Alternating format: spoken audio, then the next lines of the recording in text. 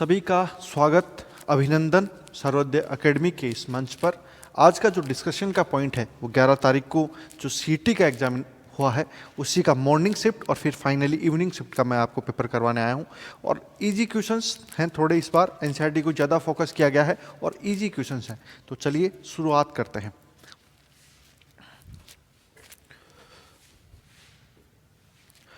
पहला क्वेश्चन क्या है? एक खाद्य श्रृंखला में निम्नलिखित में से सर्वाधिक संख्या और खाद्य श्रृंखला मतलब फूड चेन में सबसे ज्यादा पॉपुलेशन किसकी होगी? अब इसका आंसर क्या जाएगा? इसका आंसर यहां कंफ्यूजन होगा प्रोड्यूसर और डिकम्पोजर में।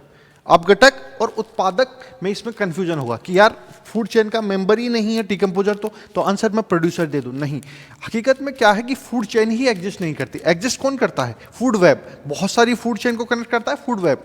तो इसलिए इसका आंसर यहां डिकम्पोजर ही जाएगा, क्योंकि उनका देखो इंपॉर्टेंस तो उनका बहुत ज्यादा है। एक फूड चेन या फूड वेब में डिकम्पोजर के बिना तो इनकम्प्लीट होगी। पर अपन जब टॉपिक लेवल की स्टडी करते तब इनको पार्ट नहीं मानते। क्यों पार्ट नहीं मानते? इसके पीछे रीजन है कि डिकम्पोजर का एक तो नंबर बहुत ज्यादा है, और नंबर के साथ साथ इन पे आप किसी प्रकार के कोई रूल रेगुलेशन नहीं लगा सकते। जैसे 10% लिंडमान का जो 10% का जो रूल है एनर्जी फ्लो का, वो भी इनके ऊपर नहीं लगता। तो आंसर तो यहां क्या जाएगा? डिकम्पोजर। पर अगर डिकम्पोजर नहीं होते तब अपने पास आंसर उत्पादक ही जाएगा, प्रोड्यूसर ही आंसर जाएगा। आंसर अभी डिकम्पोजर क्यों चला गया? क्योंकि इनका नंबर बहुत ज्यादा है और डिकम्पोजर का एक इंपॉर्टेंट रोल है, इसलिए उनकी पॉपुलेशन हमेशा ही ज्यादा होगी प्रोड्यूसर के कंपेरिजन में। पर अगर डिकम्पोजर नहीं हो तो आंसर अपना प्रोड्यूसर चला जाएगा। डिकम्पोजर में भी मेनली डिकम्पोजर कौन होता है? बैक्टीरिया और फंजाई।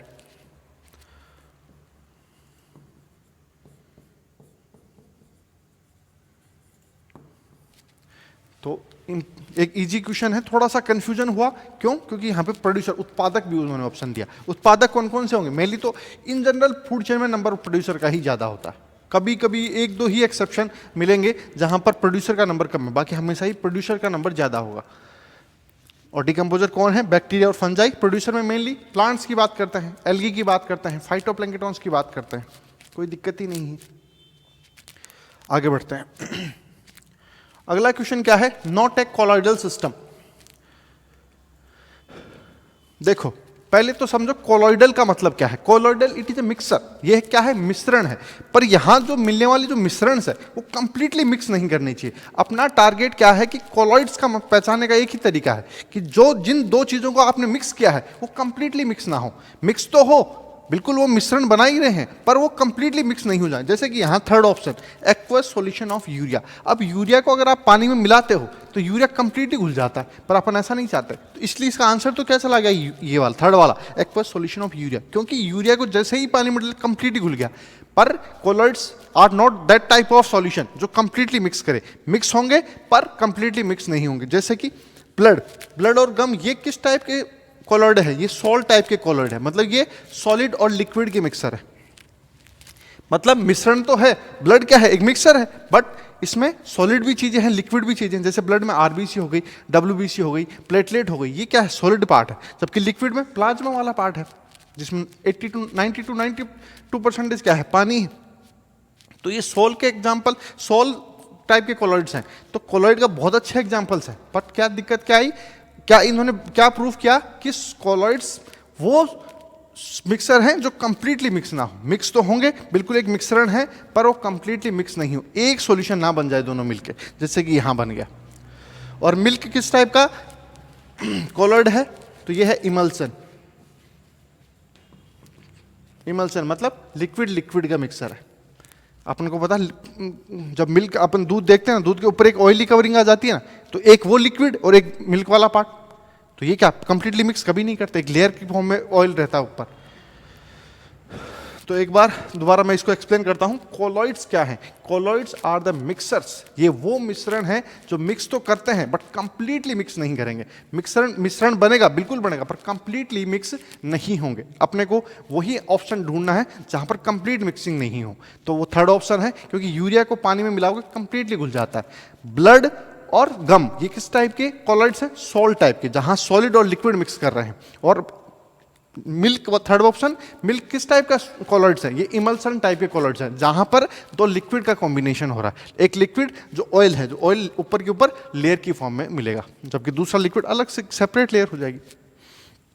तो एक इंपॉर्टेंट क्वेश्चन भी है और थोड़ा सा आप लोगों के लिए इंफॉर्मेशन रहेगा आगे कि ऐसे क्वेश्चंस में कोई पूछा जाए तो। अगला question, nitration of benzene.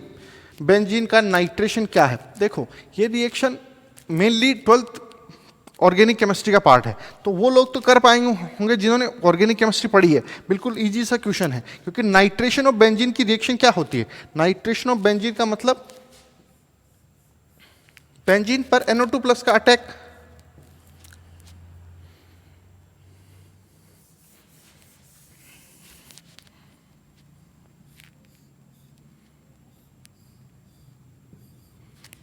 Concentrated HNO3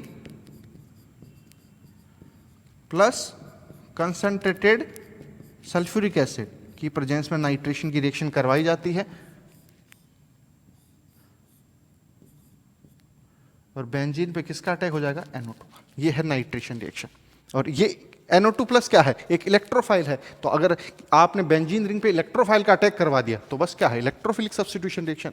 अब ऐसे ही किसी न्यूक्लियोफाइल को अटैक करवा दोगे तो क्या हो जाएगा? Nucleophilic substitution reaction. Electrophilic addition reaction, ये तो रिएक्शन ही नहीं। ये रिएक्शन किसकी रिएक्शन है? ये बेंजीन की रिएक्शन ही नहीं, ये डबल बॉन्ड और ट्रिपल बॉन्ड जिनके अंदर देखने को मिलेंगे वहां उनकी रिएक्शन है। फ्री रेडिकल हो सकती है, पर ये भी मेनली एलिफेटिक और एरोमेटिक कंपाउंड्स की रिएक्शन हो सकती है। फ्री रेडिकल तो अटैक करवा सकते हैं, कोई दिक्कत नहीं है। तो बेंजीन का नाइट्रेशन क्या है? Electrophilic substitution reaction. बेंजीन पे इलेक्ट्रोफाइल का अटैक। इस कंडीशन में नाइट्रेशन में किसका अटैक? NO2 पॉजिटिव का। किसकी प्रेजेंस में अटैक? तो कंसंट्रेटेड नाइट्रिक एसिड और concentrated sulphuric acid. Nucleophilic substitution, nucleophile का अटैक, नेगेटिव चार्ज वालों का अटैक। इलेक्ट्रोफिलिक एडिशन रिएक्शन ही किसकी है? एलिफेटिक और aliphatic double bond triple bond वाले एल्कीन एल्काइन की रिएक्शन से। फ्री रेडिकल आप करवा सकते हो, आप एरोमेटिक स्ट्रक्चर पे फ्री रेडिकल सब्स्टिट्यूशन करवा सकते हो, और बिल्कुल बॉन्ड वाले पे तो करवा ही सकते हो। थायराइड ग्रंथि का विस्तार, कमी, किसकी कमी के कारण थायराइड ग्लैंड बढ़ जाती है? गोइटर रोग पड़ा होगा। गोइटर रोग, यहाँ गलगंड रोग होता है ना, थायराइड ग्लैंड एक्सटेंड कर जाती है, यहाँ पे विस्तार होने लगता है। तो thyroid gland, thyroid hormone thyroxine बनने के लिए क्या चाहिए? आयोडीन। ये तो सीधा सीधा आंसर पता होगा, क्योंकि नमक की कमी के कारण ही थायराइड ग्लैंड में एनलार्जमेंट देखने को मिलता है। और थायरोक्सिन हार्मोन इसके सिंथेसिस बनने के लिए किसकी जरूरत पड़ती है? आयोडीन की जरूरत पड़ती है। तो सीधा सीधा आंसर है आयोडीन। ऐसे ही बायोटीन क्या है? ये तो ये विटामिन है, B7 विटामिन है। विटामिन ए की कमी से कौन कौन से रोग हो जाते हैं? अगली बार पूछे विटामिन ए की कमी से कौन कौन रोग हो जाते हैं, तो विटामिन ए, रेटिनॉल, इसको क्या बोलते हैं? रेटिनॉल। और इसकी कमी से होने वाले रोग, नाइट ब्लाइंडनेस, रतौंधी, रात को नहीं दिखने, क्लियरली रात को विजिबिलिटी नहीं होना, नाइट ब्लाइंडनेस, रतौंधी रोग होना। या जीरोप्थेल्मिया, जीरो मतलब शुष्क, है ना, ड्राइनेस हो जाती, आंखों में ड्राइनेस हो जाना, कॉर्निया की हार्डनेस हो जाना, कॉर्निया हार्ड हो जाना। तो ये रीजन से है। तो इसने क्या पूछा? ग्रंथि का विस्तार। सीधा सोचना कि थायराइड ग्लैंड, इसका मतलब उसका हार्मोन कौन सा? Thyroxine hormone. उसके बनने के लिए क्या चाहिए मुझे? आयोडीन। तो आयोडीन की कमी कारण थायराइड ग्लैंड एक्सटेंड कर जाती है। उस रोग को क्या बोलते हैं? गोइटर।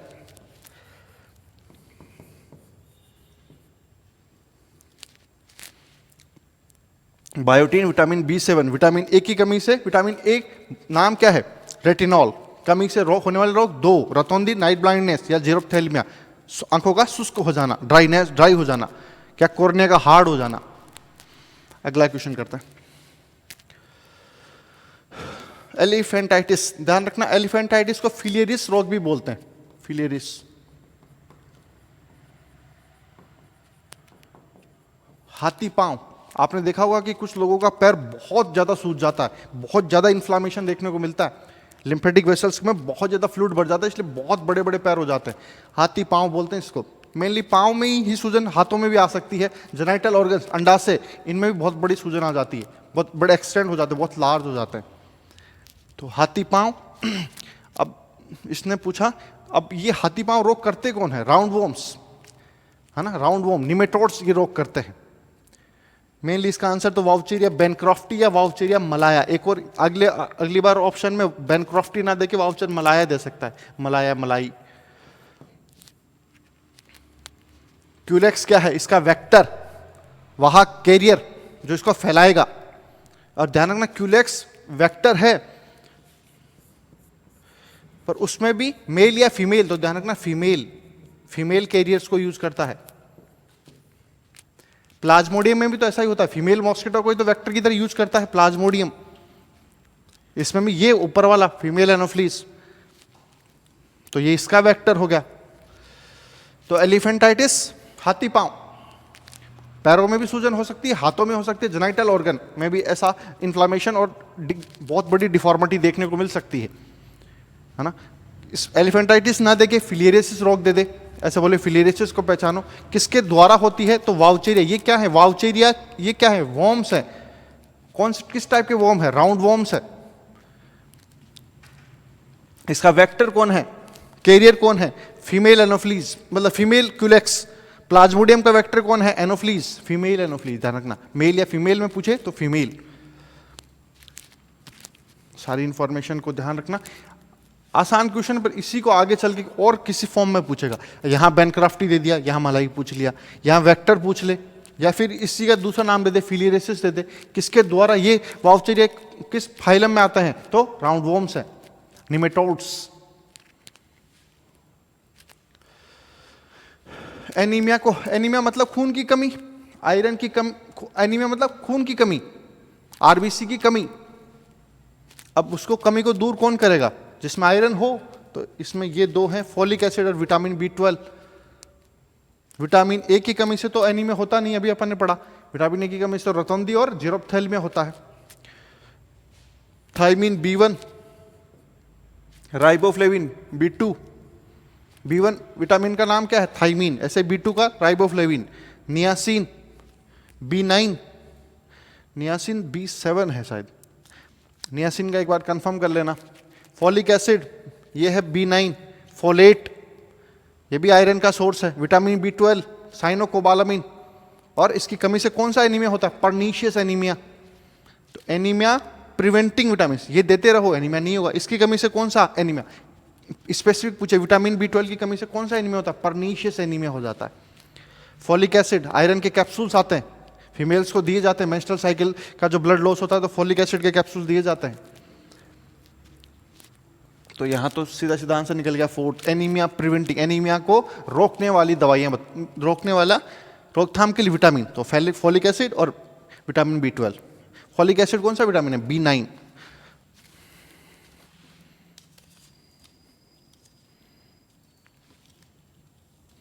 और नियासिन कौन सा विटामिन है? ये है B3।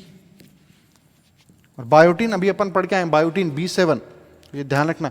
थायमीन B1 को ही नाम, दूसरा नाम थायमीन, B2 का राइबोफ्लाविन, और नियासिन का B3, फॉलिक एसिड B9।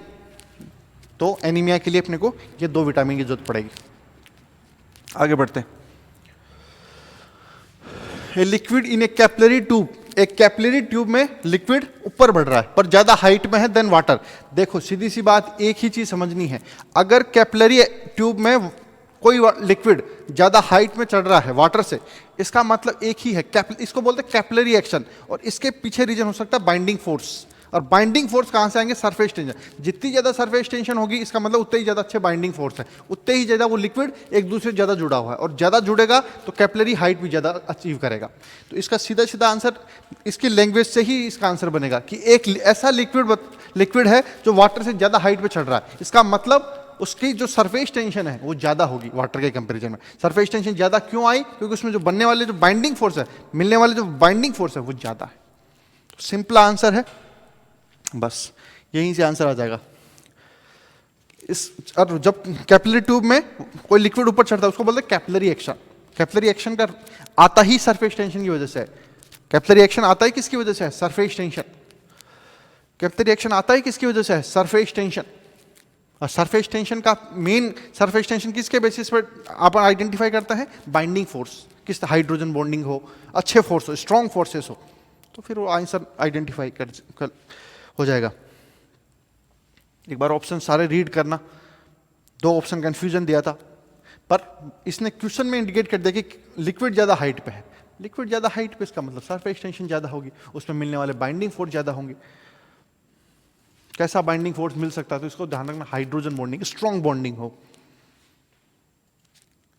अगला, ये क्वेश्चन की नोबेल प्राइज मिला 2022 में, इसको, ये लिटरेचर साहित्य, ये मैंने इसलिए क्वेश्चन उठा लिया यहाँ क्योंकि ये तीनों ऑप्शन भौतिकी, मेडिसिन और रसायन के ऑप्शन थे, तो मैं सोचा इसको भी थोड़ा क्लियर रहे कि अपने को ये भी नोबेल प्राइज ये भी याद करने होते हैं। जनरल साइंस के क्वेश्चन ही हैं, ये भी जीके का क्वेश्चन है, पर याद कर सकते हैं इन चीज़ों को भी। पर यहाँ तो इसका आंसर क्या चला जाएगा, literature. Which of the least deviated, अब ये क्वेश्चन मैंने प्रॉपर डिस्कस किया था, 7 कलर बताए थे, विबग्योर सब, वॉयलेट सबसे ज़्यादा डेविएट कर रहा था, रेड सबसे कम डेविएट कर रहा था, है ना, तो उससे मैंने पूरा क्वेश्चन डिस्कस किया था। अभी तो इसका आंसर यहां से देख लो,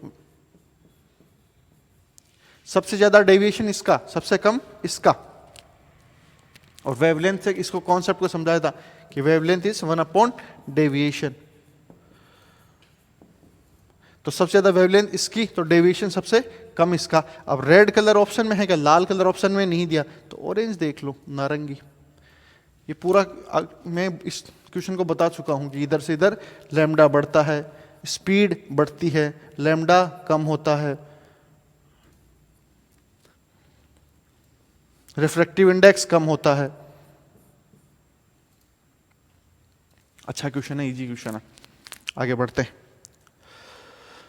पावर ऑफ लेंस, इसका भी मैंने फॉर्मूला बताया था, लेंस की पावर, क्षमता, तो पावर का फॉर्मूला तो क्या होता है, 1/f, 1/फोकल लेंथ, फोकल दूरी। अब यहाँ पावर का फॉर्मूला, एक मिरर फॉर्मूला और बचा है, क्योंकि लेंस का फॉर्मूला तो पूछ ही लिया था, लेंस में नेगेटिव आ जाता है, मिरर में पॉजिटिव आ जाता है। तो आगे बढ़ते हैं, तो इजी सा क्वेश्चन है। इरिथ्रोब्लास्टिस फेटालिस, एनीमिया हो जाता है बच्चों में, छोटे में, और बहुत ही खतरनाक एनीमिया है ये, सीवियर जॉन्डिस कहलाता है एनीमिया, ब्लड लॉस। ये अपन डिस्कस करते हैं, सही तरीके से समझते हैं कि इरिथ्रोब्लास्टिस होता क्यों है। देखो इस कंडीशन में क्या होता है, RH, फादर है RH पॉजिटिव, मदर है RH नेगेटिव। फादर कैसा, RH पॉजिटिव, मदर कैसी, RH नेगेटिव, बच्चे कैसे होंगे, RH पॉजिटिव। RH एंटीजन आ जाएगा, डोमिनेंट कैरेक्टर होगा, आ जाएगा जनरेशन में।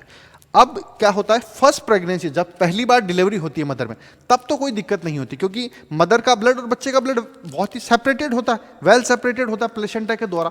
पर जब डिलीवरी होती है, फर्स्ट जब डिलीवरी होती है, तो हो सकता है, देखो जरूरी नहीं है ये चीज़, हो सकता है कि उस टाइम कुछ ब्लड, बच्चे का ब्लड मदर के ब्लड से कॉन्टेक्ट में आ जाए। अब मदर के लिए RH एंटीजन, नया एंटीजन होगा, तो मदर की बॉडी उस एंटीजन को कॉप अप करने के लिए एंटीबॉडी बनाएगी। तो मदर की बॉडी में फर्स्ट प्रेगनेंसी के ड्यूरेशन में क्या बन जाएगी, RH एंटीजन के लिए एंटीबॉडी, मतलब एंटी-D बन जाएगी। अब मदर के पास क्या हो गया, एंटीबॉडी। जब दूसरा बच्चा हुआ और वो भी RH पॉजिटिव हुआ, तब मदर में RH पॉजिटिव के लिए एंटीबॉडी।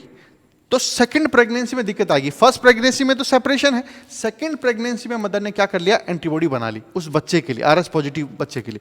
तो सेकंड प्रेगनेंसी में इसमें दिक्कत आती है। इरिथ्रोब्लास्टिस क्या, फेटालिस क्या होता है, फादर पॉजिटिव, मदर नेगेटिव, बच्चा कैसा, पॉजिटिव।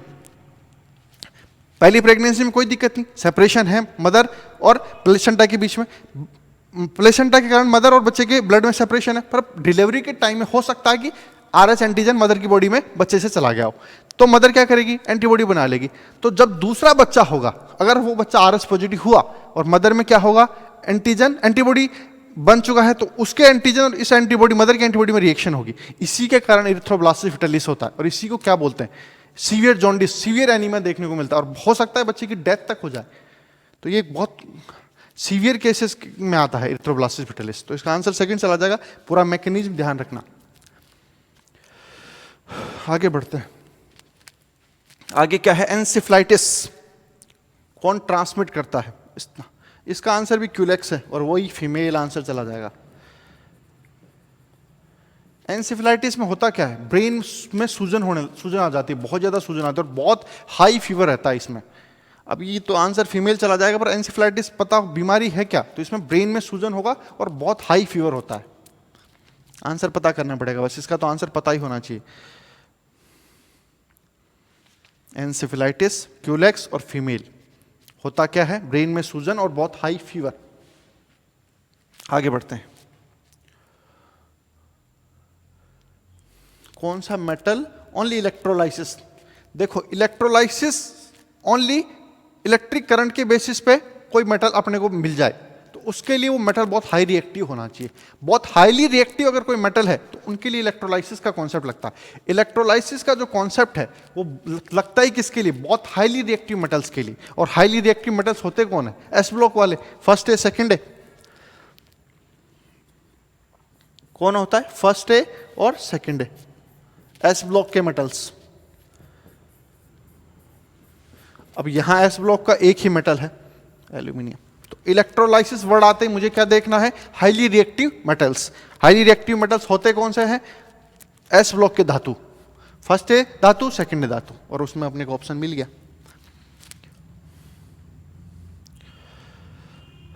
डीएनए को कट करे और कुछ विशिष्ट जगह पे कट करे, तो वो अपन पता है कट करने वाला तो एक ही है, रेस्ट्रिक्शन एंडोन्यूक्लियस। अपन ने पढ़ा भी था रेस्ट्रिक्शन एंडोन्यूक्लियस।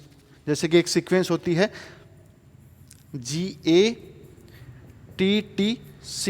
पैलिंड्रोमिक सीक्वेंस होती है, तो ये यहां कट करता है, G और A के बीच में कट करता है। ये डीएनए लाइगेज तो क्या है, जोड़ने वाले काम करते हैं, ये मल्टीप्लिकेशन करवाता है। तो ये तो अपन ने प्रीवियस वीडियोस में देख लेना, ये क्वेश्चन डिस्कशन, और वहां पूछा भी गया है, पहले भी ये क्वेश्चन आया हुआ है। अगला क्वेश्चन, पारिस्थितिकी में दो कंपोनेंट, इकोसिस्टम के दो कंपोनेंट की बात करते हैं। पहले तो इकोसिस्टम से पहले अपन समझते हैं ऑर्गेनिज्म। ऑर्गेनिज्म का मतलब एक इंडिविजुअल, फिर बात आती है पॉपुलेशन, एक ही तरीके के बहुत सारे मेंबर, पॉपुलेशन कहलाता है। पॉपुलेशन के बाद में आता है कम्युनिटी। कम्युनिटी का मतलब पॉपुलेशन बहुत सारी डिफरेंट पॉपुलेशंस। और इकोसिस्टम में आते ही बायोटिक के साथ, लिविंग के साथ एबायोटिक फैक्टर को भी इंक्लूड कर लेते हैं। बस ध्यान इतना सा रखना है। मैंने डिस्कशन किया था ये पॉइंट कि इकोसिस्टम में क्या बात आएगी, living as well as non living. Ecosystem बहुत छोटे भी हो सकते हैं और बहुत बड़े इकोसिस्टम भी हो सकते हैं, बट इकोसिस्टम का मतलब जिंदा और एबायोटिक फैक्टर्स, बायोटिक और एबायोटिक दोनों, जैविक और अजैविक फैक्टर्स। तो इसका आंसर ये चला जाएगा। ये भी पॉइंट ध्यान रखना, ऑर्गेनिज्म मतलब एक मेंबर, पॉपुलेशन का मतलब ग्रुप ऑफ एक सिंगल स्पीसीज, कम्युनिटी का मतलब बहुत सारे मेंबर्स होंगे।